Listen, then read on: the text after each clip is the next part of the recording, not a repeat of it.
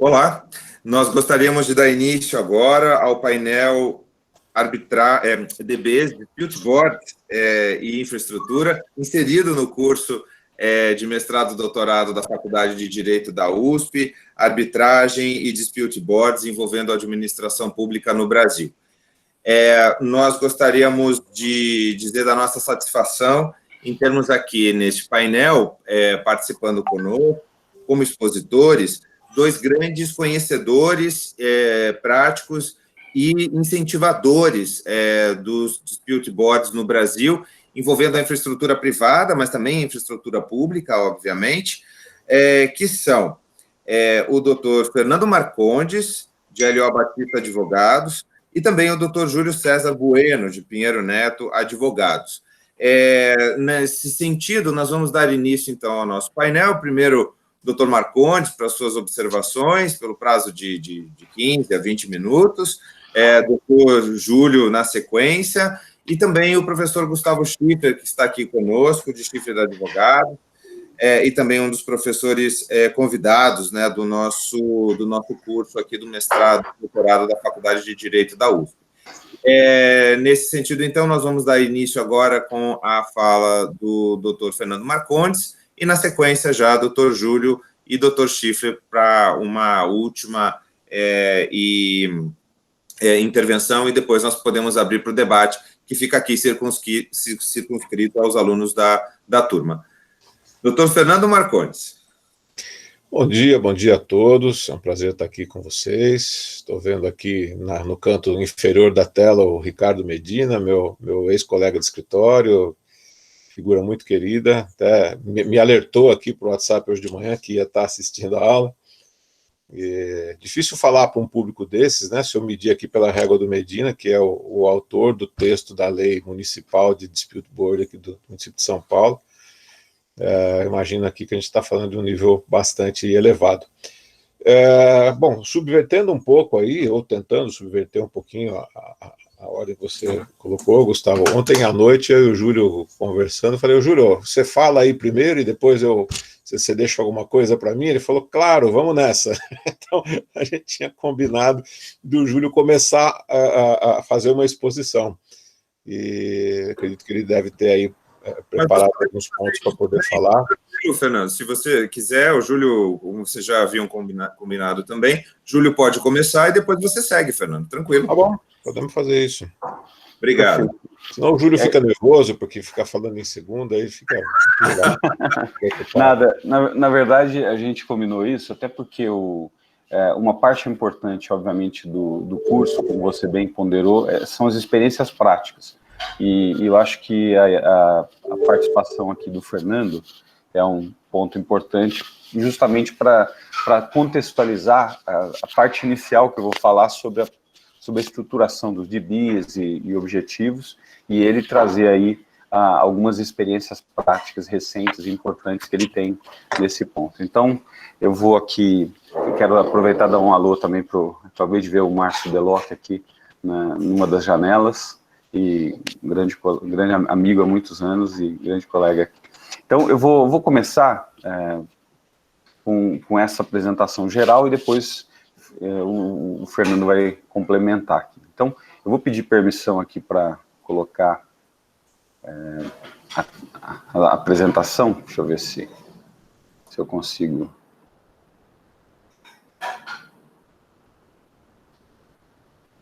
Eu não sei como que eu tenho que fazer aqui para compartilhar. Deixa eu ver se...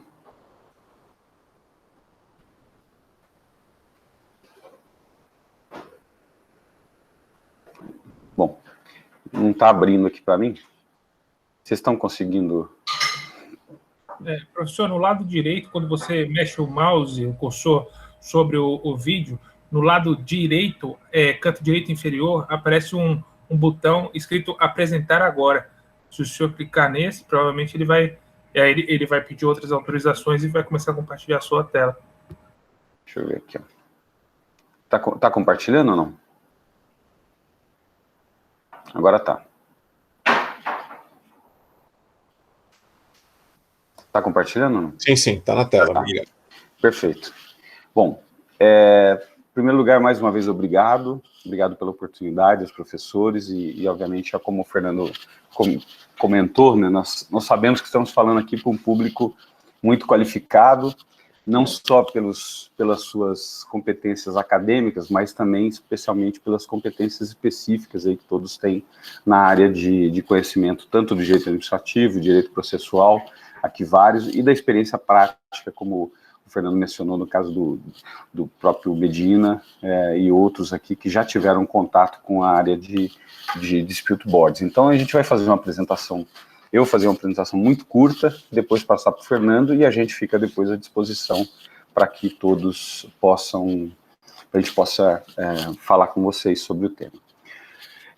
Na verdade, o tema de dispute board é um tema muito querido para a gente por vários motivos, né? O Fernando e eu temos um vínculo muito forte com a DRBF, já há muitos anos, eu participo da DRBF desde 2002, fui o último presidente da região 2 da DRBF. A DRBF ela tem uma divisão hoje em 3 grandes regiões. A primeira é a região dos Estados Unidos e Canadá, que é a região Norte América, que é a região 1. Depois nós temos a região 3, que é a região da Oceania. E depois nós temos a região 2, que é o resto do mundo. Então eu brincava com o Fernando, que eu era presidente do resto do mundo, mas e foi uma experiência muito interessante, porque obviamente, nessa experiência da região 2, eu pude perceber bem a questão dos avanços do dispute board em várias etapas e vários momentos de evolução da maturidade do uso do dispute board. O mercado norte-americano e canadense já bem estruturados para um viés e um olhar do dispute board, e o mercado da Oceania, já com outro viés da utilização do dispute board para as contratações públicas. Então, nesse contexto, a região 2, ela foi muito interessante para nós, e além de tudo, o Fernando, ele é o representante da DRBF no Brasil, já há alguns anos, então tem tido uma participação muito importante na evolução do dispute board, na adoção do dispute board. Então, nós temos aqui um trabalho conjunto que a gente faz há muito tempo. Então, isso que a gente vai querer apresentar para vocês. Primeira questão, eu quero tomar a liberdade de repetir alguns conceitos que muitas vezes eu acredito que vocês já passaram por isso, mas só para a gente contextualizar o que nós temos aqui. O dispute board, ele é um tertium genus, vamos dizer assim. Ele é um método alternativo, ou um método adequado de resolução de controvérsias, e ele busca resolver conflitos durante a evolução do projeto. Então, diferentemente dos outros métodos que nós temos de evolução, de resolução de conflitos, especialmente no caso a arbitragem e a rescisão judicial, que não podem, que são métodos que tratam da resolução de forma definitiva ao final do projeto, muitas vezes, mas de forma definitiva, uma vez que as partes tenham já conduzido uma análise completa do caso e obviamente, pretendam uma solução definitiva, e outros métodos que buscam até uma composição, uma negociação, etc. O dispute board, ele se propõe a acompanhar as partes durante o andamento do contrato e, assim, trazer um trabalho de construção de consenso, muitas vezes, e de esterilização de demandas. Então, eu sempre utilizo essa expressão da esterilização, porque eu acho que é o grande efeito do dispute board, é justamente que ele permite que as partes não prossigam com demandas frívolas, muitas vezes, demandas que são relacionadas a problemas de comunicação, e permite às partes que concentrem a sua posição em relação às principais demandas. Então, é um método adequado, um método alternativo de solução de controvérsias, formado por um comitê. Podemos ter um profissional, mas a grande maioria dos dispute boards tem 3 profissionais independentes, indicados pelas partes, e que passarão a compor esse painel. Esse painel, de preferência, ele deve ser constituído antes do início da execução do projeto, que é o que a gente fala de Standing Dispute Board, e passará a acompanhar todo o projeto e ajudar as partes nessas composições a partir dos conflitos, com reuniões periódicas, acompanhamento periódico do andamento do contrato. Ele é um Job Site Dispute Avoidance, o que quer dizer que diferentemente tanto da parte de litígio quanto de arbitragem, espera-se dos membros do Dispute Board que eles participem efetivamente do contrato. Nossa experiência, Fernando obviamente vai falar um pouco mais sobre isso, ele exige que as partes tragam o Dispute Board para dentro do contrato. Então a gente tem no início um workshop de apresentação do Dispute Board para os membros do painel. Esses membros do painel passarão a ter o conhecimento, não só o conhecimento técnico que eles já têm, mas também o conhecimento específico do projeto, reuniões periódicas, no mínimo a cada 3 meses, mas podendo ser a cada 2 meses, a cada 1 mês, ou sempre que necessário. E isso proporciona aos membros do Dispute Board um conhecimento muito profundo das características do projeto, um conhecimento muito profundo das principais disputas, da temperatura de como o projeto se apresenta e do relacionamento entre as partes. E a partir desse modelo, nós temos, e a gente vai falar um pouco mais disso, sobre as vários tipos de Dispute Board, mas nós temos aí algumas opções.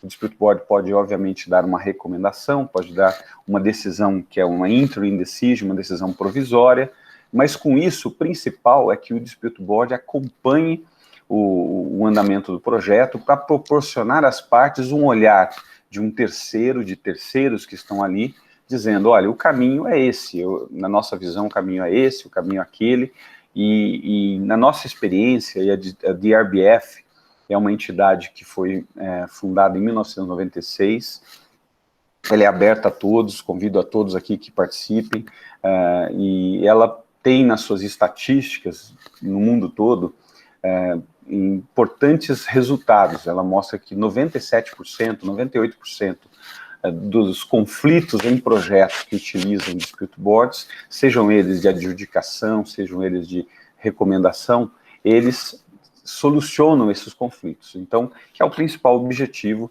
de qualquer método de solução ou de prevenção de conflitos. O Dispute Board ele tem uma história bem interessante. Ele já existia desde os anos 60, mas a expressão mais clara de um Dispute Board, tal como nós conhecemos hoje, ela surge em 1975 com o famoso painel do Eisenhower Tunnel.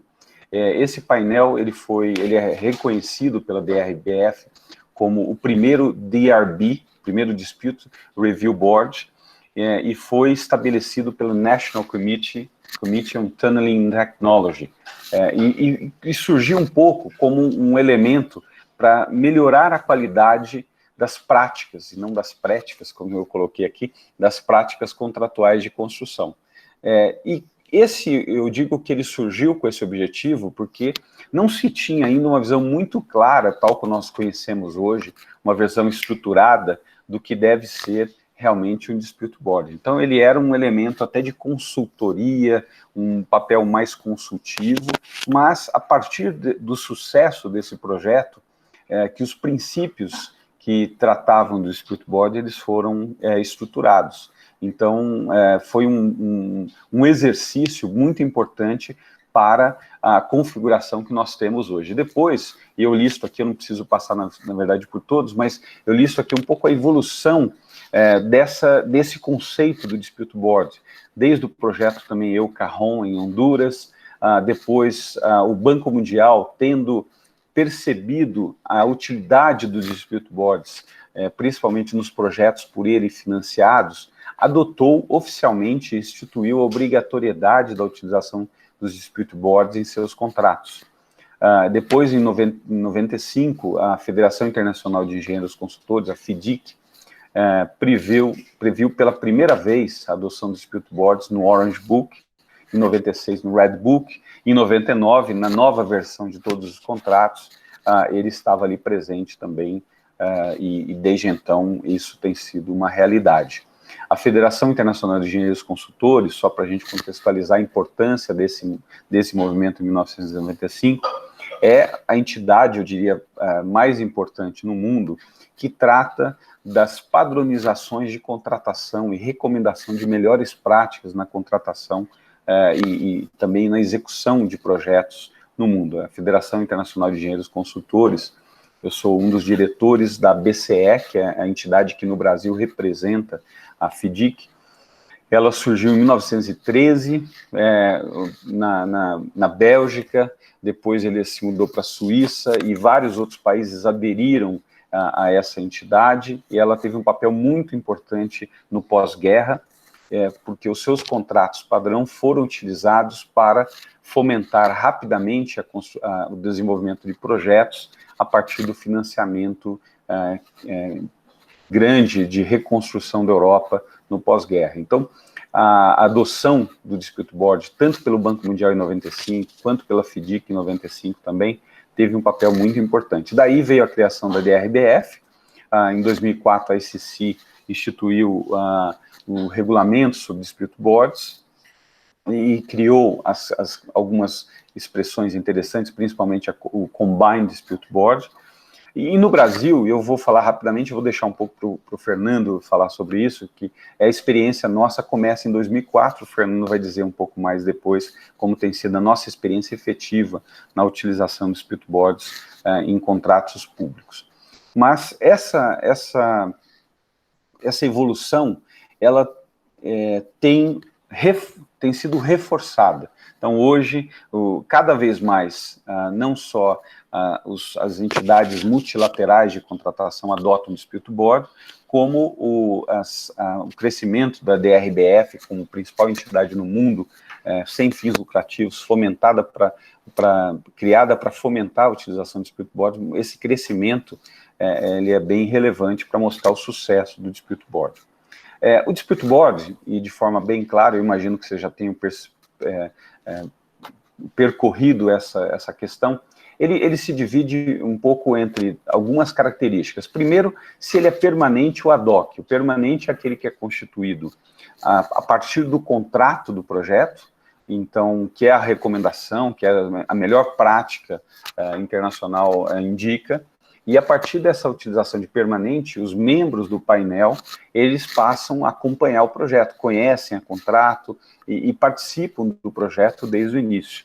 O ad hoc é um Dispute Board que ele é instituído de forma incidente a partir de disputas que venham a ser reconhecidas na execução do contrato.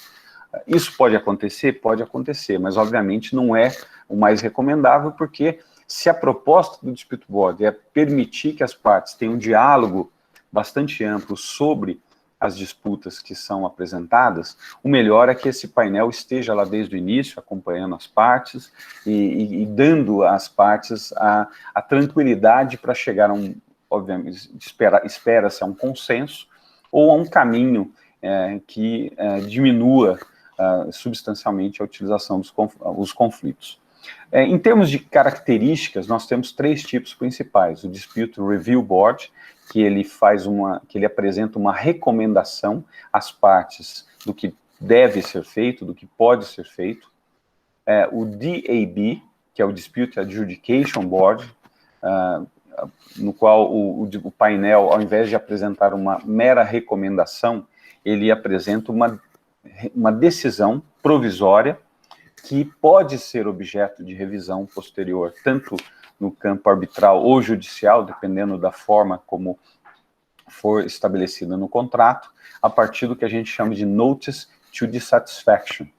Então, se não for apresentada essa Notice to Dissatisfaction, espera-se que essa decisão ela se mantenha rígida e permaneça assim pelo tempo necessário. E nós temos ainda um modelo híbrido, que é o Combined Dispute Board, que é um modelo que foi desenvolvido pela CCI, tem sido utilizado em alguns projetos específicos, especialmente aqueles que contam com a participação de seguradoras, em que nós temos um modelo, numa primeira fase de RB, de recomendação, e se não houver um consenso, uma concordância das partes sobre isso, ele tem uma segunda rodada, onde nós temos, então, o DAB, que é uma decisão provisória. No Brasil, e aqui eu vou colocar de forma muito sintética para orientar até a nossa discussão, mas já lembrando de alguns dos tópicos que serão falados pelo Fernando, nós temos aí desde 2004 a linha amarela do metrô, em 2009 PPP do Complexo Criminal de Ribeirão das Neves, e assim por diante. Nós tivemos uma tentativa de utilização mais precisa e mais concreta durante os Jogos Olímpicos do Rio de Janeiro. Na verdade, os dispute boards foram estabelecidos nos contratos, mas eles não chegaram a ser implementados. Eu acho que aí, não pelas questões específicas do dispute board, mas muito mais pelas questões específicas dos Jogos Olímpicos e de tudo aquilo que nós, obviamente, vivenciamos depois. Houve uma resistência muito grande na utilização de dispute boards nos Jogos Olímpicos, e eu reputo isso mais a questões heterodoxas do que a própria ortodoxia do mecanismo do dispute board. E depois nós podemos falar um pouco mais da evolução, como o Fernando mencionou, a importante participação do Ricardo Medina Sala na adoção do dispute board na cidade de São Paulo, e a partir dessa experiência nós temos aí duas iniciativas, tanto no Senado quanto na Câmara dos Deputados. Nós temos iniciativas em várias cidades também, Belo Horizonte, Porto Alegre, e assim por diante. Então, e aí vem um pouco em relação ao tema também específico, que é, obviamente, os contratos administrativos.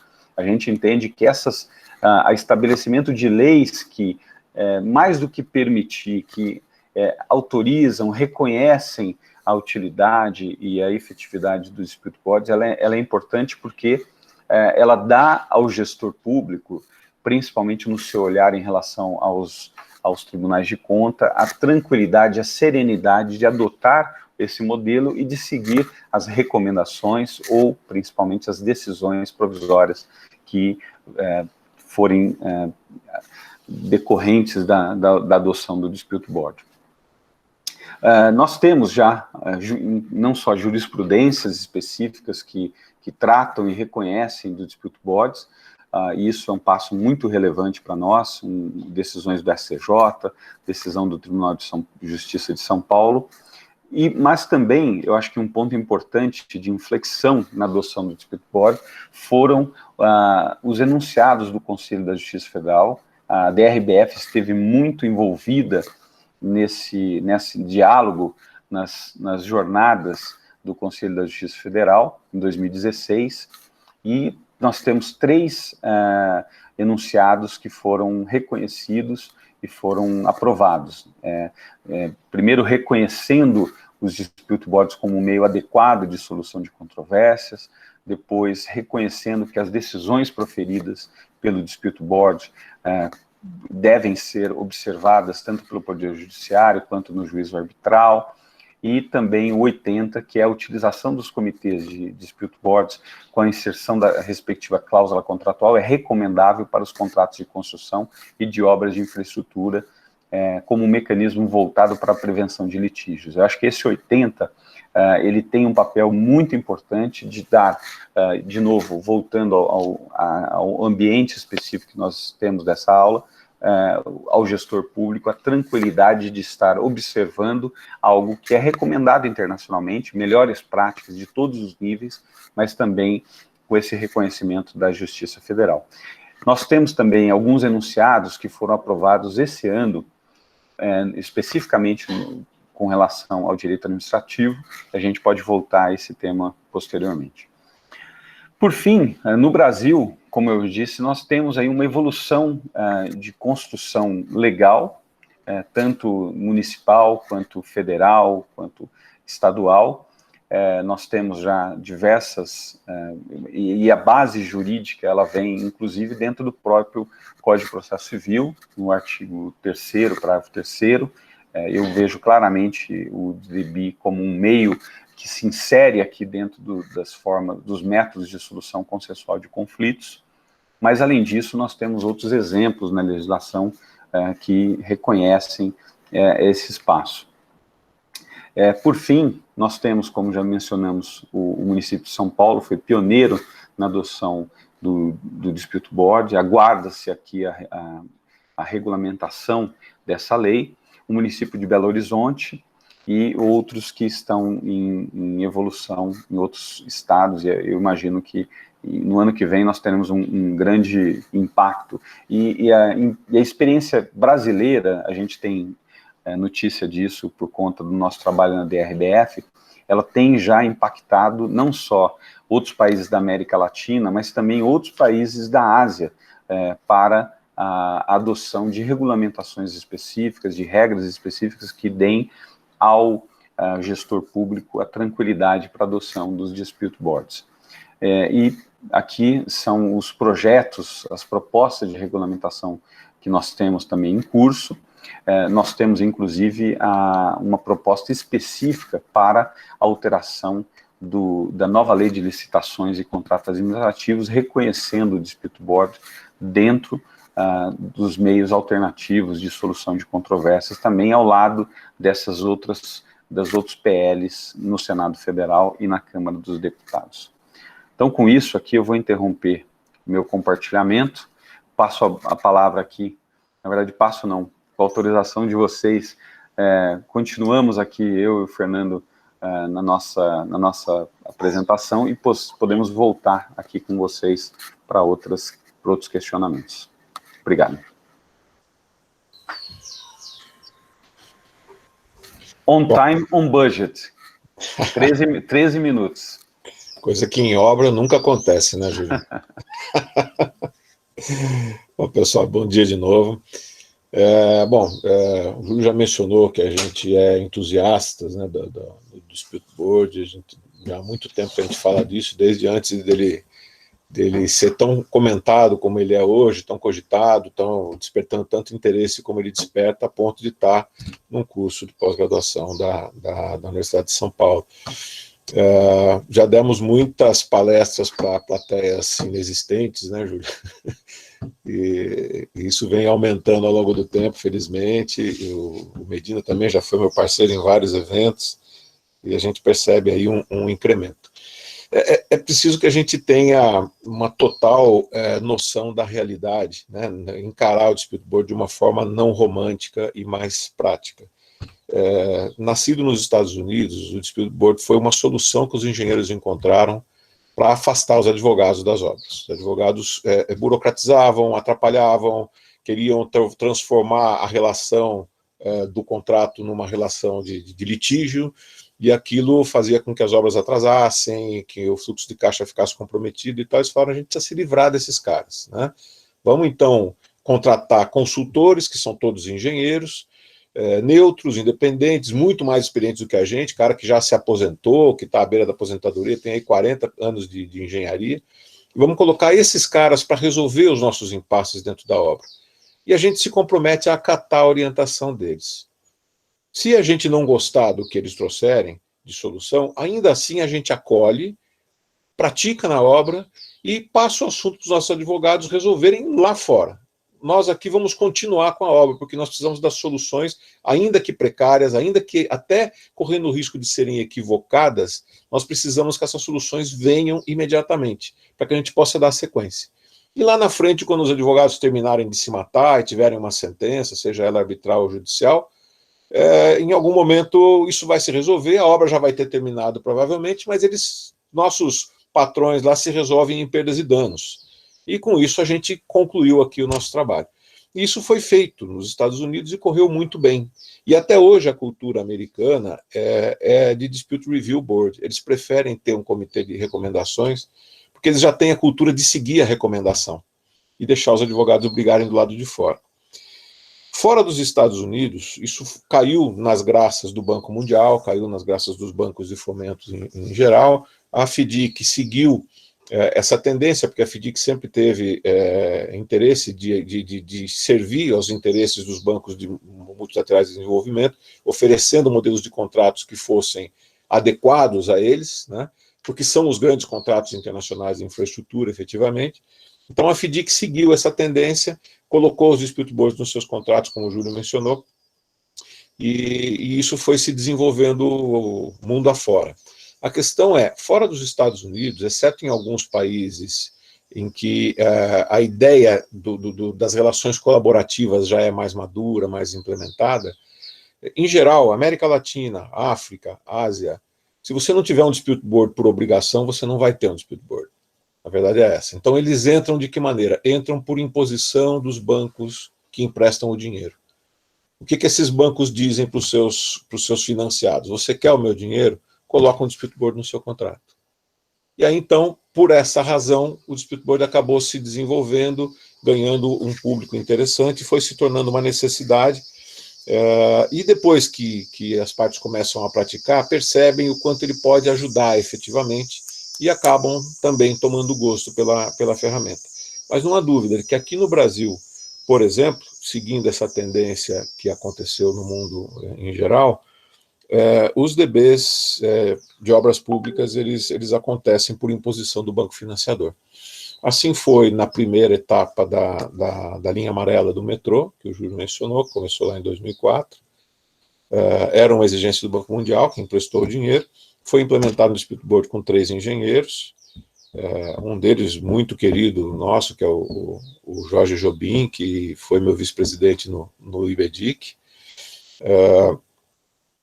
3 engenheiros de 40 anos de profissão à época. O Jobim hoje está com 90 anos de idade e tem 60 anos de engenharia. Ele já tinha quase 50 anos de engenharia quando iniciou o trabalho dele no metrô. E os outros 2, que eram o Ricardino e depois o Rui Arruda Camargo, que substituiu o primeiro engenheiro que acabou falecendo no meio do caminho, eles fizeram esse trabalho ao longo de mais ou menos 10 anos dentro do contrato de construção da linha amarela do metrô. Hoje existe uma segunda etapa dessa construção, a expansão da linha amarela, da qual eu faço parte do DB, sou eu e mais 2 engenheiros.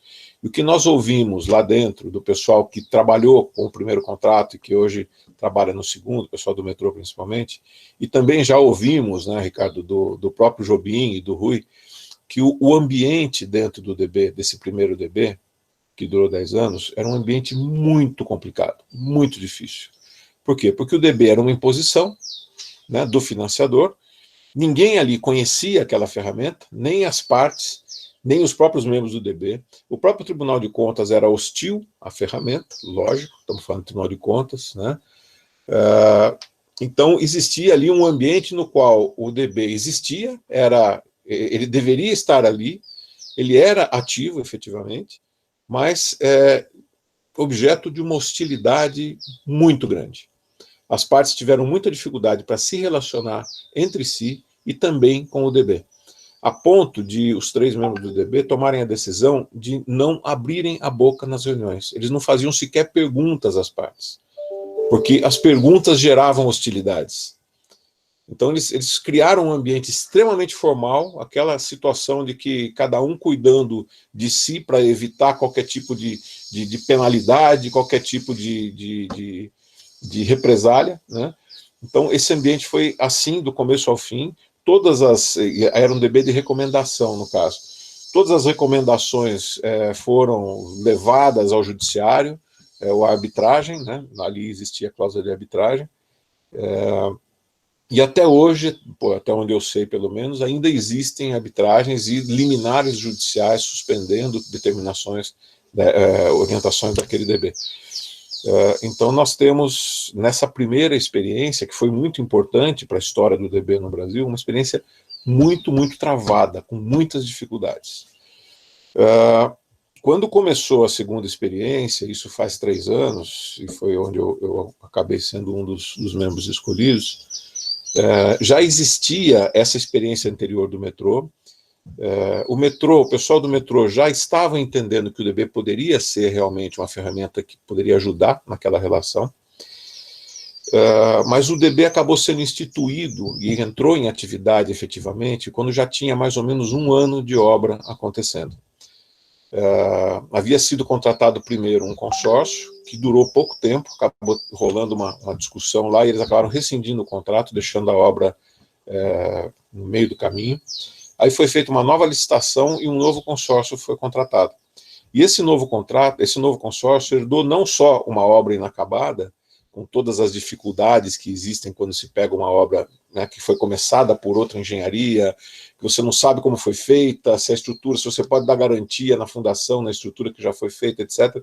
Além dessa dificuldade técnica, esse consórcio herdou também aquele ambiente complicado que se formou na relação do metrô com o consórcio anterior, que acabou rescindindo.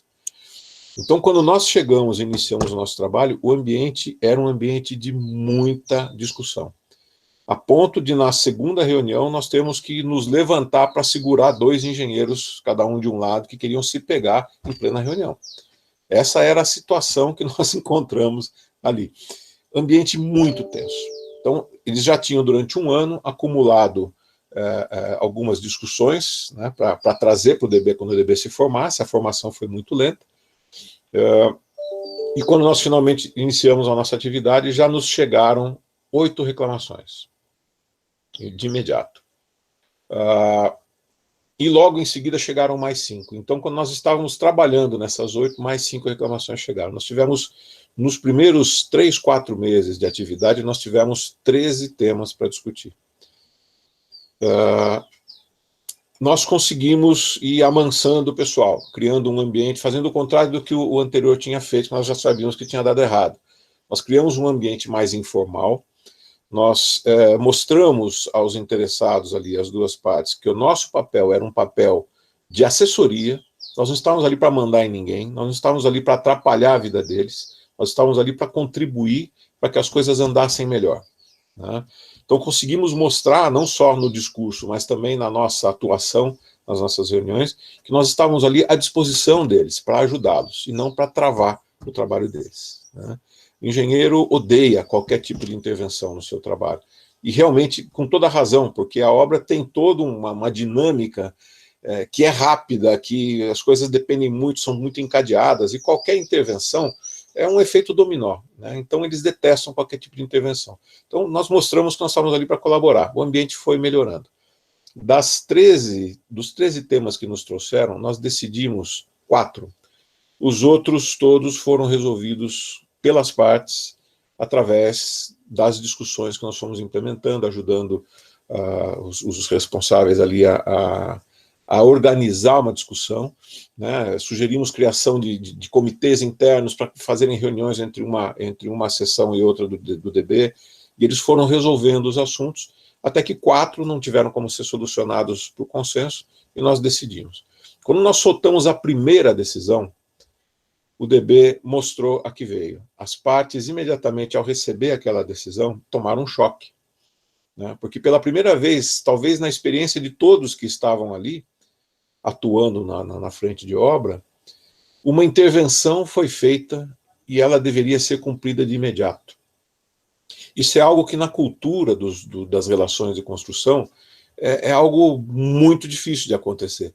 Normalmente deu impasse, deu problema, joga lá para os caras e a gente vai continuar aqui convivendo com essa tensão, vivendo essa dificuldade, eu te mando carta, você me manda carta, e-mail, fazendo prova, e a obra vai seguindo naquela tensão. Eles estão acostumados com essa indefinição. De repente nós chegamos e definimos uma situação. E o nosso DB não era um DRB, era um DAB, era um Dispute Adjudication Board. Então o que nós emitimos ali de decisão deveria ser cumprido imediatamente pelas partes. E logo em seguida nós soltamos as outras 3 decisões. Elas aconteceram no intervalo aí de 2, 3 semanas, mais ou menos, nós soltamos as 4 decisões. Na primeira reunião que nós tivemos depois dessas 4 decisões, foi uma reunião muito tranquila. As duas partes estavam ali quietinhas, bonitinhas, tipo 10 pessoas de cada lado, é o normal nas nossas reuniões, mais ou menos esse número de pessoas. E não tinha discussão, não tinha tema novo, estava todo mundo calminho. O consórcio fez a sua apresentação do avanço da obra, o metrô fez a sua apresentação, aí nós perguntamos, e aí, não tem nenhum tema novo? Eles, não, está tudo bem, está tudo em ordem. Aí eu dei risada e comentei com eles, falei, estão com medinho, né? Agora vocês entenderam, né? A ideia é essa, foi um momento muito importante para a gente, porque naquele momento eu pude mostrar para eles, falei, essa é a ideia do DB. A nossa presença é para evitar conflito. E vejam que quando a gente decide alguma coisa, isso incomoda vocês demais. Né? Aquele que perde fica numa situação muito difícil, e coincidentemente das 4 decisões que nós demos, 2 eram a favor de uma parte e 2 a favor de outra parte. Então nós tínhamos 2 partes insatisfeitas ali. Né? Então, logicamente, que a partir dali eles falaram, a gente não pode ficar deixando o nosso destino na mão desses caras. Vamos caprichar mais nas nossas discussões. O que as 2 partes combinaram sem a nossa intervenção? Eles mudaram as equipes. As equipes estavam muito desgastadas, eles colocaram gente nova ali, gente com uma visão mais de empresa e menos da boca do túnel ali, daquelas coisas do dia a dia. Né? E isso gerou, no ambiente do contrato, uma melhoria extraordinária. Extraordinária. Dali por diante, nós passamos meses sem nenhum conflito, e agora nós estamos chegando no final da obra. Mais recentemente, outros temas foram apresentados, nós acabamos decidindo 3 temas. Então, nós temos, no total, hoje, nós temos mais de 40 conflitos que foram trazidos ao longo do contrato, esses 3 anos para a gente, e nós emitimos até agora 11 decisões. Então, vejam que mais de 70% dos casos foram resolvidos através de uma discussão com um propósito de negociação, de chegar a bom termo, e de fato eles conseguiram fazer isso. Isso mostra, as estatísticas da DRBF, que são muito interessantes, isso mostra que elas têm razão de ser. Tem informações que a DRBF coloca no site dela, que não são exatamente estatísticas, são relatos de experiências de membros de Dispute Board, porque não há como medir determinadas coisas. E do que eu estou falando? A simples existência de um DB na obra educa as partes para se organizarem melhor e para se relacionarem melhor, porque a iminência da intervenção daqueles 3 caras que são reais, que são concretos, que estão ali aparecendo em intervalos periódicos na frente deles, faz com que eles tenham a preocupação de não submeter nada ao DB. O quanto eles puderem evitar de submeter assuntos ao DB, eles vão evitar. Porque eles preferem isso. Ali eles têm aquilo muito presente. Né? Os caras vão entrar e vão decidir. E pode ser a seu favor, pode ser a meu favor. Isso para a gente é ruim. Né? Então, vamos tentar evitar. E eles evitam ao máximo. Então, a estatística geral é essa. Cerca de 70% dos temas que são levados ao DB são resolvidos pelas partes sem a necessidade de uma decisão final. O DB acaba atuando mais como um promotor do consenso, né, auxiliando as partes na solução, do que efetivamente num órgão de decisão. E tanto isso é verdade que quando a FDIC renovou os seus modelos de contrato, soltou a sua edição nova no final de 2017, primeiro ela passou a dar mais preferência para os DABs, efetivamente. Os contratos agora prevêem os Dispute Adjudication Boards, porque a prática internacional mostrou que esse é o modelo que funciona melhor, em razão da vinculação da decisão. E segunda coisa que eles fizeram foi incluir mais uma letra na sigla, né? Virou DAAB, Dispute Avoidance and Adjudication Board. Isso não é para dar ao DB uma nova atribuição, mas sim para reconhecer e para consagrar uma atividade que se mostrou ao longo do tempo mais e mais profícua, que é a atividade de ajudar as partes a solucionar a questão antes de fazer uma intervenção e tomar uma decisão. Então, essa tem sido a prática que a gente vem verificando e tem sido muito interessante. Do ponto de vista de situações de DB no Brasil, tem algumas experiências, além das que o Júlio citou. No ano passado, eu fui a Belém dar treinamento para as 2 partes e para os 3 membros do DB que se formou ali, para a construção do BRT de Belém. Então, uma obra pública, com financiamento do Banco do Japão, que exigiu um Dispute Board, e ali foi formado, então, um Dispute Board com 2 engenheiros, um engenheiro aqui de fora de Belém, ele é baiano, mas trabalha em São Paulo, um engenheiro local e uma advogada local. O que tinha mais noção do que era um DB era um engenheiro de fora de Belém, mas ainda assim uma noção meramente acadêmica. Então nós fomos lá explicar a ferramenta e tal, passei 2 dias lá fazendo um workshop com eles, para que eles pudessem entender. E hoje, volta e meia, os membros do DB me contatam, principalmente através da presidente, da advogada, para, enfim, fazer algum tipo de consulta sobre como conduzir determinadas situações e tal. Esse DB foi implementado e está em plena atividade. Ele está com 1 ano de existência, pelo que eu ouço, o ambiente lá é bem complicado também, mas o DB está atuando com firmeza lá. E nas obras de reconstrução das 2 vilas de Mariana, que foram devastadas pelo primeiro desastre lá da Vale, foram instituídos 2 DBs ali também. Ali também, para um deles, eu fui até lá dar treinamento para o pessoal, e os DBs ali as reuniões acontecem com um intervalo muito curto, menos de 1 mês a cada reunião. Por quê? Porque é uma obra que todo mundo, desde o princípio, sabe que é impossível, mas ela foi contratada para ser feita em 1 ano. E todo mundo sabendo que isso não era possível, mas como é um contrato de 1 ano, então as reuniões têm que ser em intervalos menores.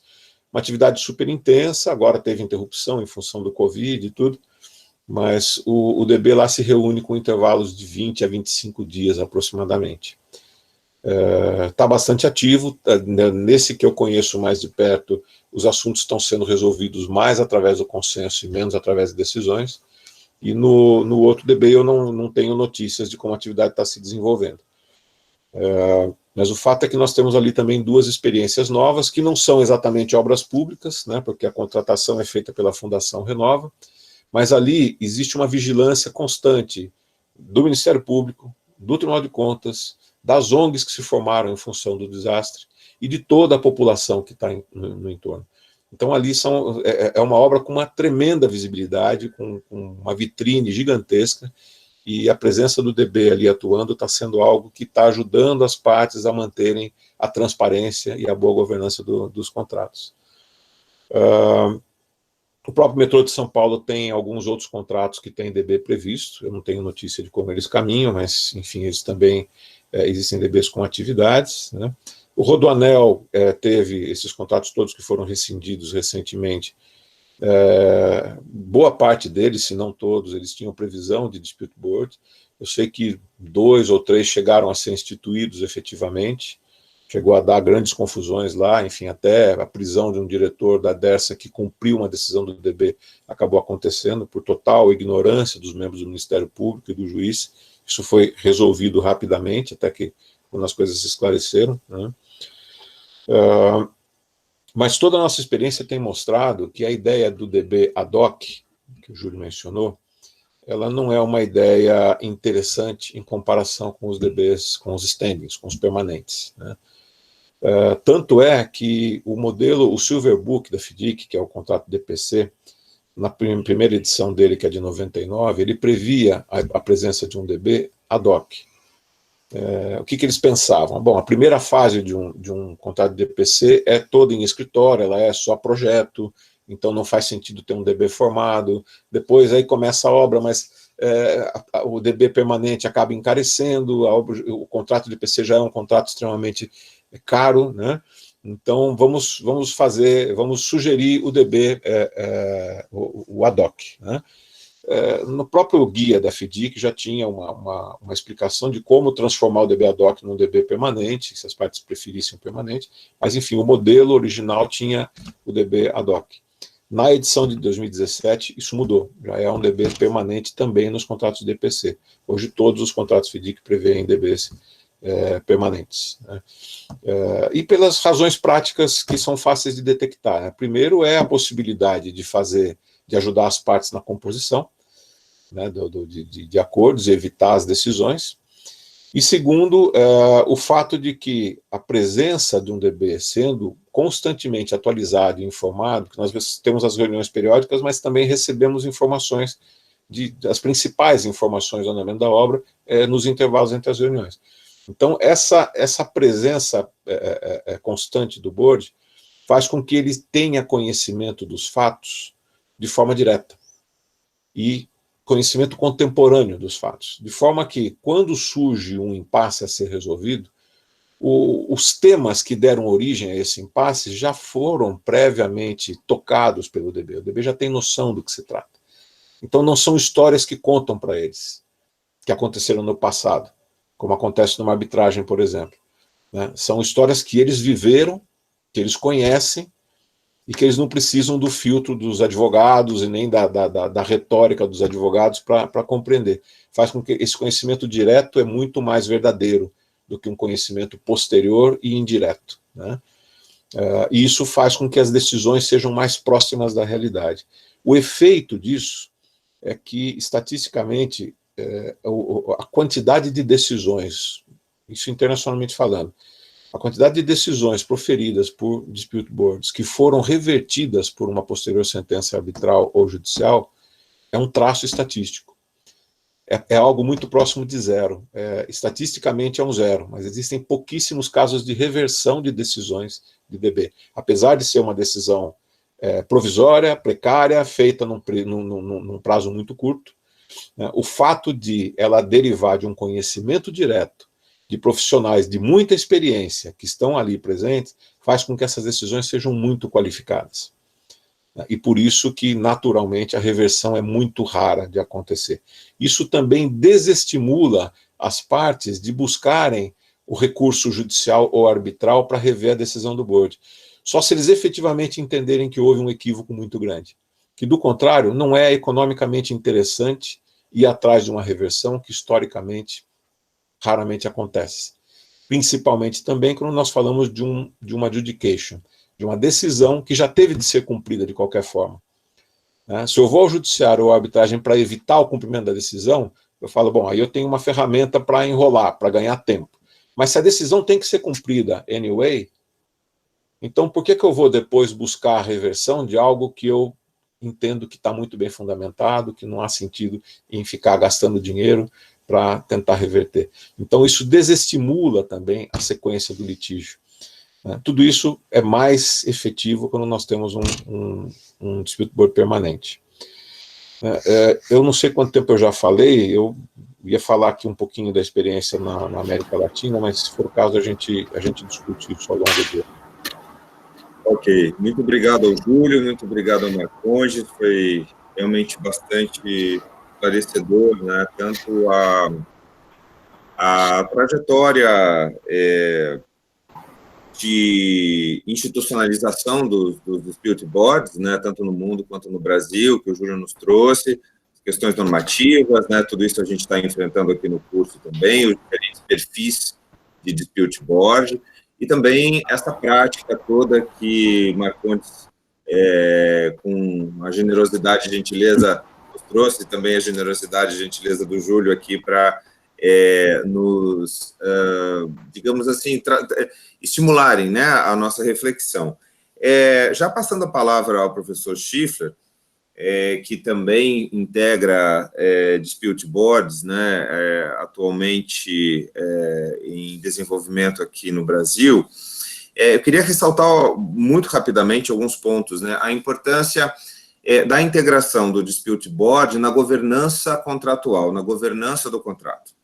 Então, pensar e refletir sobre o dispute board separado da governança contratual não é uma boa técnica, um bom método, né? Então, o dispute board está integrado à governança do contrato e assim ele deve ser interpretado. Eu acho que esse é um primeiro ponto. 2, a importância da relação imanente entre dispute board e eficiência na execução do contrato, eficiência contratual. Né? Então, assim, também é algo que pensar o dispute board somente como uma estrutura, né, que pode, assim,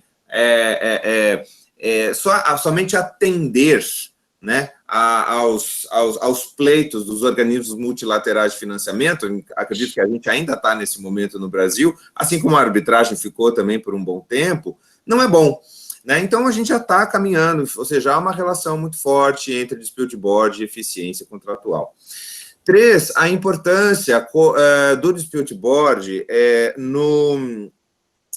eu diria assim, para o estímulo do compliance contratual. Né? Então, a existência de um dispute board estimula as partes a adimplirem suas obrigações dentro do contrato. Porque se realmente isso acabar não acontecendo, caberá ao Dispute Board, a partir do perfil que ele tem, né, se consultivo, se adjudicatório ou misto, efetivamente tomar um posicionamento em relação ao contrato, e as partes deverão acatar, vamos dizer assim, esse posicionamento, né? E, por último, eu acho que é muito interessante perceber também a maneira como as cláusulas de DB são construídas. Agora, como árbitro, eu já integrei alguns tribunais em que você teve, em que tivemos, naquela realidade contratual, algo próximo ao DB. Eu digo próximo ao DB porque os nomes são muito diferentes, né? Mas por que havia uma dificuldade em caracterizar aquela situação específica que me ocorre agora aqui como um DB? Porque existia uma cláusula dizendo assim, a comissão seria instituída, e ela foi instituída, mas que a decisão teria enforcement se ambas as partes acatassem a decisão, se elas assim anuíssem em relação à decisão, e aí o enforcement decorreria não da decisão em si, mas da anuência em relação à decisão. Isso gerou uma série de problemas naquele contrato, e inclusive foi um dos temas em que o tribunal que eu integrei teve que, obrigatoriamente, digamos assim, analisar, refletir e decidir. Então, o cuidado também com as cláusulas de DBs, né? Mas, sem maiores delongas, então, passo a palavra ao professor Schiffer. Nós temos aí alguns minutos ainda, e após as ponderações do professor Schiffer, nós vamos fazer uma única rodada. Temos aqui 2 ou 3 perguntas e finalizamos o nosso evento. Professor Schiffer. Obrigado, professor Justino. Quero cumprimentar os professores Júlio Bueno e Fernando Marcondes, agradecer o privilégio de estarmos aqui ouvindo essa experiência viva de 2, não só especialistas, mas embaixadores, né, embaixadores do Dispute Board no Brasil. Quero dizer que eu me filiei ao DRBF, né, até como uma forma de ter acesso aí à rica bibliografia que é disponibilizada aos membros, né, estimula também aos demais colegas aqui da nossa classe que aqueles que se interessem o façam. Professores Júlio e Marcondes, não quero aqui acrescentar nada a essa belíssima exposição que vocês fizeram, apenas algumas reflexões, até para que vocês entendam o que nós estamos fazendo nessa disciplina. Nós estamos estudando, nós estamos num grande esforço acadêmico aqui dentro de compreensão e de maturação a respeito de 2 institutos, né, que é a arbitragem e o Dispute Board, que eles acabam tendo grandes correlações. E nesse esforço, né, já estamos aqui há meses estudando, inclusive hoje mesmo, desde as 9 da manhã, fizemos um aquecimento, falando aí, passamos a semana lendo diversos textos, né, fizemos um aquecimento a esse evento. Nós percebemos o Dispute Board, ele inserido nesse contexto de uma travessia em prol da consensualidade nos contratos públicos, né? E é um esforço não só acadêmico, mas também cultural da administração pública incorporar métodos de consenso para dentro dos seus contratos. Nós vemos, né, essas estatísticas que são maravilhosas em relação à deferência das partes às decisões e às opiniões dos dispute boards em âmbito internacional, mas confesso que já fizemos algumas reflexões ponderando se essa mesma deferência, esse mesmo nível de deferência, percentual de deferência, ou seja, de aceite às decisões, vão acontecer nos nossos dispute boards domésticos envolvendo contratos públicos, né? Particularmente, nós, aqui na nossa disciplina, muitos são da área do direito administrativo, estamos bastante habituados a uma litigiosidade acentuada nesses contratos, né? Uma dificuldade muito grande, sobretudo, claro, por parte dos gestores públicos, também por parte das empresas, mas de aplicar um direito administrativo mais negociado, mais consensual, mais de acordo e menos de busca por uma decisão por heterocomposição, né, seja judiciária ou por arbitragem. E essa experiência comentada, né, pelo professor Marcondes, que é riquíssima, que demonstra até um efeito pedagógico da presença do dispute board num contrato, né, nos faz perceber, num microsistema que foi esse contrato no qual foi ilustrado, né, que houve uma espécie de um aprendizado a se ter um respeito maior às decisões do dispute board, porque justamente as melhores decisões são obtidas por consenso e não a partir de um terceiro, né? Sob o ponto de vista teórico, as partes, que são as diretamente interessadas, conseguem, se tiverem uma comunicação franca, construir soluções que até são mais perenes e mais justas, né, do que você confiar um terceiro. E esse mesmo efeito pedagógico e de aprendizado, num caso específico, né, eu acredito que vai acontecer cedo ou tarde, num contexto mais amplo e macro da administração pública, nos contratos em geral. Né? Nós temos ainda... uma coisa são os dispute boards na nossa teoria, né, eles tendo sido implementados lá no início do contrato, com 3 membros que acompanham desde o início toda a obra, que são chamados pelas partes a opinar e eventualmente a decidir, mas existem muitas ainda patologias, né? O professor Justino comentou alguns contratos que seja a própria forma de redação da cláusula ou de implementação da cláusula ainda sofre com uma patologia, uma diferença, né, entre aquilo que foi previsto para acontecer e aquilo que realmente, na prática, se implementou. Mas nesses nossos estudos, e aqui já finalizando, porque vai ser muito interessante essa rodada de questionamentos, nesses nossos estudos que estamos fazendo aqui na disciplina, nós percebemos, se por um lado, uma certa efemeridade dessa institucionalização do DB no Brasil, ainda não temos lei nacional, temos poucas precedentes jurisprudenciais que se debruçaram e reconheceram o tema, poucos livros da doutrina, né? Começamos agora a ter esses enunciados, e agora no Conselho da Justiça Federal, na primeira jornada de Direito Administrativo, mais 2 enunciados referendando a utilização do DB nos contratos públicos, né? Se ao mesmo tempo a gente tem essa efemeridade, digamos assim, ao mesmo tempo, num exercício de prospecção, nós estamos percebendo também, é quase como um dispute board seguindo um trajeto que há alguma década, 1 ou 2, foi perseguido pela arbitragem no Brasil, com a administração pública, né? Então, a gente percebe os temas sendo divulgados, sendo estudados, né? Cada vez mais eventos brasileiros se associando a essas instituições, contratos com essas previsões, e, claro, assim como na arbitragem, também por muita influência dos órgãos financiadores internacionais, né? Então, eu fiquei muito contente de ter a oportunidade de receber, né, aqui junto com o professor Justino e o professor Felipe, a presença de 2 que são embaixadores do nosso tema, e de ver retratado nas apresentações um pouco daquilo que a gente vem estudando. Claro que sem esse brilhantismo todo e esse conhecimento de causa, mas de ver o histórico do dispute board apresentado pelo professor Júlio, né, de ver um pouco da prática do dispute board, desse fomento ao consenso, que é algo que a gente também tem estudado e que acreditamos aqui no na nossa disciplina.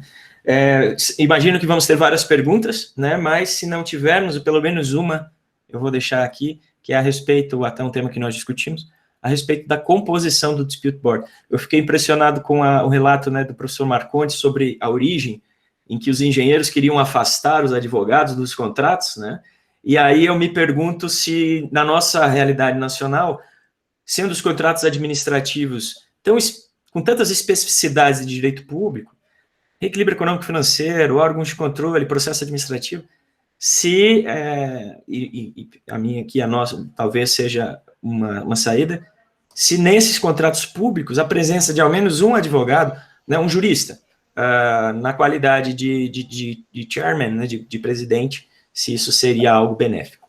Mas, de toda sorte, não quero me estender, agradeço mais uma vez pela presença e devolvo a palavra ao professor Justino. Obrigado, Stifler. Além da sua pergunta, nós temos mais 3 perguntas, e aí nós vamos devolver, então, a palavra ao Júlio e ao Marcondes, e finalizamos o nosso painel. Nós temos a doutora Elisa, temos aqui o Gabriel e temos também o Medina. Então, faremos somente essa rodada de perguntas. Sejam bastante objetivos, por gentileza, e aí nós retornamos a palavra ao Júlio e ao Marcondes. Elisa? Bom dia, né? Faço cor aos elogios aí, não vou repetir para aproveitar o tempo. A minha pergunta seria mais da fala do Dr. Fernando sobre essa questão que nem todas as decisões que são formadas são por meio de recomendação ou decisão do próprio DB, mas há uma geração de consenso ali ao longo da execução do contrato. Aí eu queria saber, entender melhor como é que o DB atua como promotor do consenso. Ele faz um papel de mediador dos debates, ou ele, como um painel técnico, já antecipa alguma opinião técnica que viria a ser proferida caso o consenso não fosse gerado? Essa é a minha... Obrigado, Elisa. Gabriel? Bom dia a todos. Agradeço a excelente exposição. Para ser direto ao ponto, então, como o professor pediu, tenho só uma questão. Em contratos de concessão, que são de longo prazo, com grandes ciclos de investimento, nessa ponderação de como prever um DB permanente ou um DB ad hoc, qual seria a sugestão dos senhores, ou se requer uma apuração muito detalhada de projeto, qual seria a sugestão? Muito obrigado. Obrigado, Gabriel. Medina? Gabriel Medina ficou bom, né? Campeão. Meu primo. Vou falar, o Júlio e Fernando, como que vocês enxergam, como que a gente poderia evitar essa sanha, ou não vou chamar de sanha porque é pejorativo, mas a preocupação do administrador público de recorrer de tudo? Como que a gente faz para evitar a chuva de liminares para tentar barrar decisões adjudicativas de DB? Obrigado, Medina. Então, eu volto a palavra agora ao Júlio, na sequência o Marcondes, e nós finalizamos o nosso painel. Júlio? Obrigado a todos, obrigado pelos vários comentários, em especial, obrigado ao professor Gustavo Schiffer pela grande propaganda. Espero que a gente possa gravar isso daqui para fomentar, para estimular o testemunho dele para que as pessoas... De novo, a BRBF está aberta a todos, é um custo muito pequeno, são $27 ano de inscrição, ou seja, é algo muito... realmente para permitir a oportunidade a todos aqui. Obrigado ao Gustavo pelo seu depoimento muito valioso. Eu acho que vocês tocaram em 3 pontos muito relevantes. Primeiro, eu obviamente, vou deixar a questão da concessão para o Fernando, mas eu quero só tocar rapidamente nos 2 pontos que foram levantados, tanto com relação à parte da composição, quanto com relação à parte da litigiosidade. A composição, ela, de forma geral, nós temos algo muito aberto, né? Não temos aqui necessariamente um padrão. O que a gente vê na arbitragem é o que a gente vê no dispute board. Nós podemos ter, a rigor, não há nenhuma restrição, se não há na arbitragem nenhuma restrição de enquadramento profissional para participação, o mesmo ocorre no dispute board. Na nossa experiência, eu particularmente tenho visto sempre a maior tendência de ter pelo menos um advogado de fato no grupo. Isso permite um andamento mais, eu diria, mais dirigido, e também permite uma melhor coordenação das bases jurídicas necessárias para a adoção das recomendações e das decisões. Por que isso não necessariamente ocorre lá fora? Primeiro porque nos Estados Unidos e na Inglaterra, nos Estados Unidos e no Canadá, os Estados Unidos ele tem um sistema muito fracionado de contratação, de modo geral, mas principalmente de contratação pública. Cada estado tem o seu modelo, então todos aqui que têm uma experiência, e vocês que são na área, muito fortes na área de direito administrativo, vão saber, mas só para... Nós temos lá o Departamento de Transporte da Flórida, o Departamento de Transporte do Colorado, e assim, e cada um com as suas regras específicas, com seus direitos. Então, esse fracionamento regional, muito mais forte do que aqui, ele, de certa forma, estimula um relacionamento dos órgãos de controle, das autoridades com um grupo de pessoas que participam desse movimento do Dispute Board, voltado para a área de engenharia. Então, eu diria que nos Estados Unidos, seria absoluto um tabu se nós tivéssemos um Dispute Board com 3 advogados, ou 2 advogados. Assim, o normal é que sejam 3 engenheiros, ou 3 geólogos, e assim por diante, ou pelo menos um advogado no máximo. Assim. Então, essa é uma tendência deles, que é a mesma tendência na Oceania. Na Europa, já há uma diferença. Eu acho que por conta, talvez, do civil law, direito europeu, de uma forma geral, um pouco mais próximo do nosso, já tem uma tendência de você ter uma presença maior de advogados. No Brasil, acho que seria muito difícil se a gente estabelecesse esse roteiro de 3 engenheiros. Acho que a tendência seria ter pelo menos um advogado, ou até 2 advogados e um engenheiro, invertendo, dando uma consultoria técnica. A questão da litigiosidade, Medina, eu acho que, como bem colocado pelo professor Gustavo Schiffler, eu acho que nós vivemos aqui a evolução que a arbitragem viveu. Eu lembro muito bem de 2001, de 96, obviamente, mas depois de 2001, quando a STF reconheceu a constitucionalidade da arbitragem, o boom que nós tivemos e aquela coisa toda. Então, nós tivemos embates e visões distintas, visões muito... O mesmo aconteceu, eu vi aqui, o Adolfo acabou de entrar no meu radar aqui, o mesmo aconteceu com a mediação. Então, nós temos um processo de evolução cultural na adoção desses meios, e nós estamos vivendo isso com o DRBF, com o Dispute Board, muito por força de todos aqui que são embaixadores, mas também por força até de um trabalho institucional da própria DRBF e dos bancos multilaterais, das instituições multilaterais que têm colocado essa presença, como o Fernando tinha colocado. Então, eu vejo isso muito claro, nós estamos no caminho, nunca se falou tanto de Dispute Board no Brasil, na América Latina como agora. Nós estamos agora num trabalho de criar uma região destacada da DRBF para a América Latina, vai ser a região 4, isso vai ser lançado em 2022, na reunião anual, já coloque nas suas agendas, reunião anual da DRBF internacional em São Paulo. Então, isso mostra o avanço da adoção do Dispute Board, não só no Brasil, mas no Chile, no Peru e na América Central como um todo, no México e assim por diante. Então, eu tenho uma visão muito positiva, acho que com isso a gente vai aprendendo, o caminho se faz ao caminhar, né? Então a gente vai aprendendo aí as idiosincrasias e as dificuldades e cuidando disso.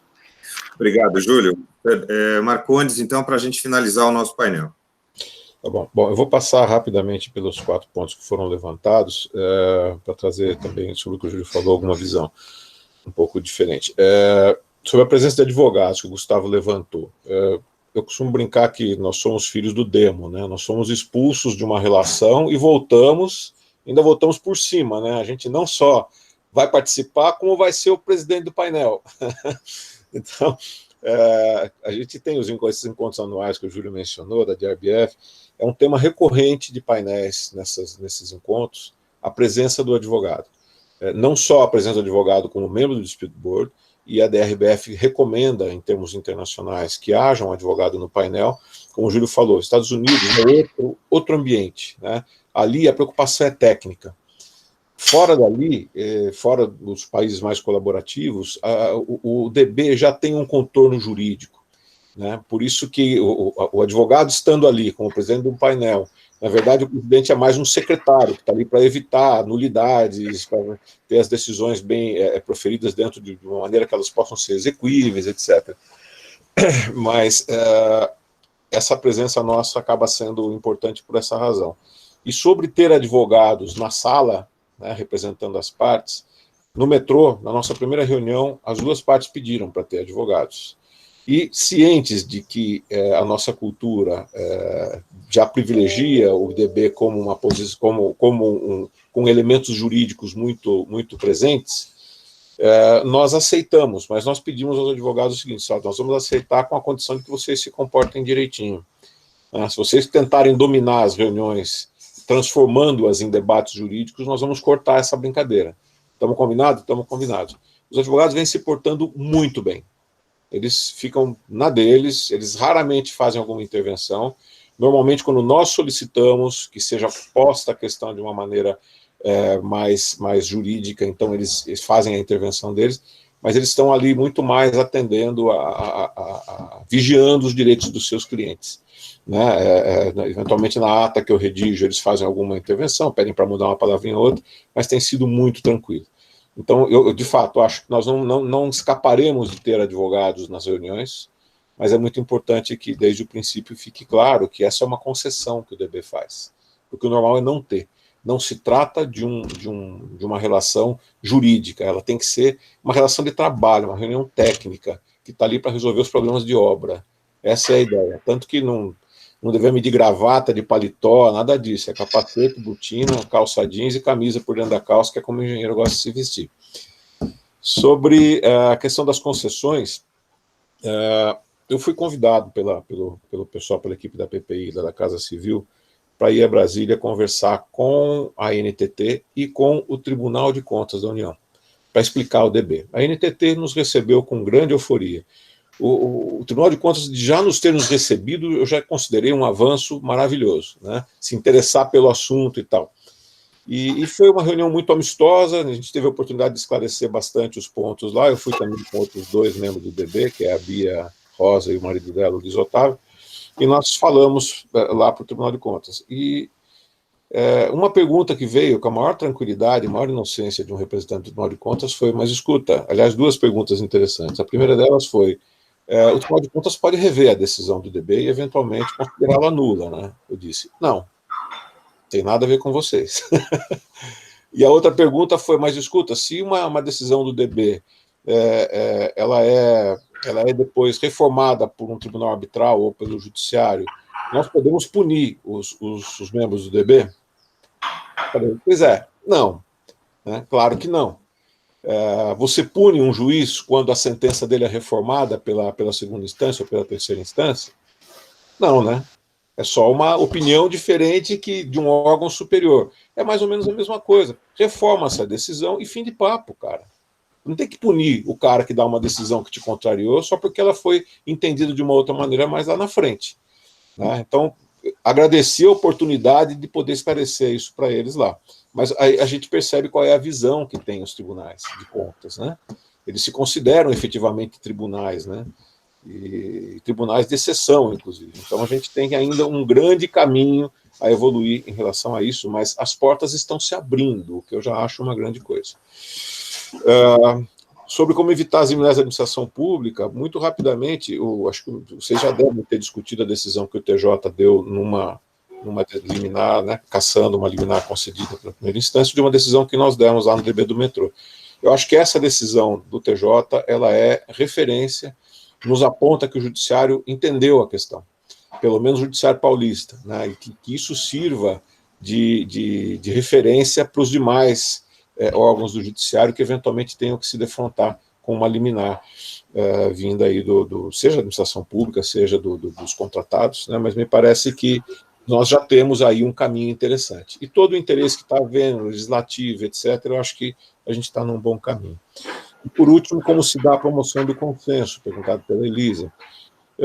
Veja, é algo que nós temos que ser muito cautelosos. Quando a FDIC incluiu o avoidance, né, na sigla do DAB, isso gerou, e tem gerado ainda, uma discussão muito grande sobre qual é o nosso limite, né? Qual é a contribuição que nós podemos dar. Porque, logicamente, nós não podemos antecipar opiniões, porque se a gente antecipa a opinião a respeito de um assunto que está em discussão, em busca de um consenso, esse consenso não acontece, nós somos o órgão que vai decidir. Então, qualquer manifestação prévia sobre o caminho ali já contamina a nossa decisão. É aquela velha história, né, do mediador que não pode ser árbitro. Né? Não se recomenda jamais que o mediador depois atue como árbitro da questão, porque ele tem acesso a informações que ele não teria se ele fosse só o julgador. Né? E também de formar o bias, né?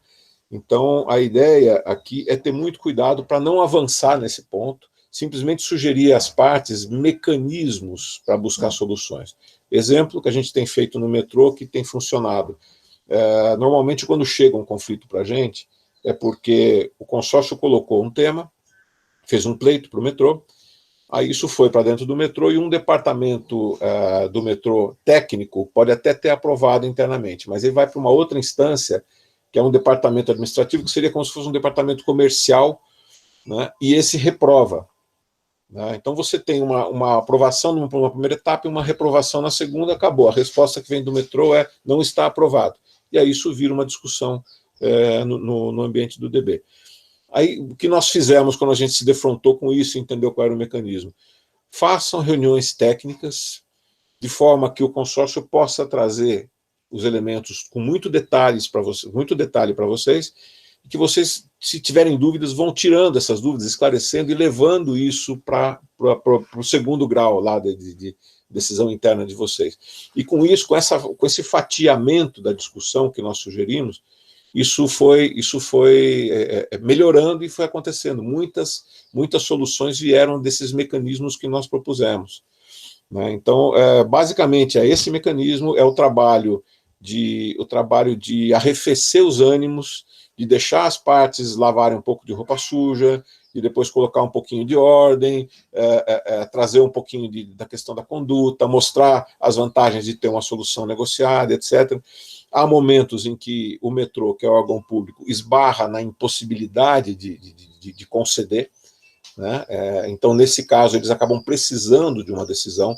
Então, em algumas situações, algumas decisões que nós demos foi porque o metrô, apesar de concordar tecnicamente com um ponto do consórcio, não tinha autoridade suficiente para dizer ok, né? Porque ele ia esbarrar no Tribunal de Contas, com certeza. Então, logicamente, o agente público não quer se expor dessa forma, então ele mantém o não dele, e aí o DB acaba servindo como um órgão meio que autorizador, né, para que aquele assunto possa evoluir. Então, basicamente é isso, é um trabalho muito delicado, né, esse de promoção do consenso, e está muito mais na manutenção de um bom ambiente de negociação e na sugestão de mecanismos para que eles possam ir negociando, mas a gente evita ao máximo, pelo menos a nossa experiência ali tem sido assim, a gente evita ao máximo entrar no mérito das discussões. Muito bem.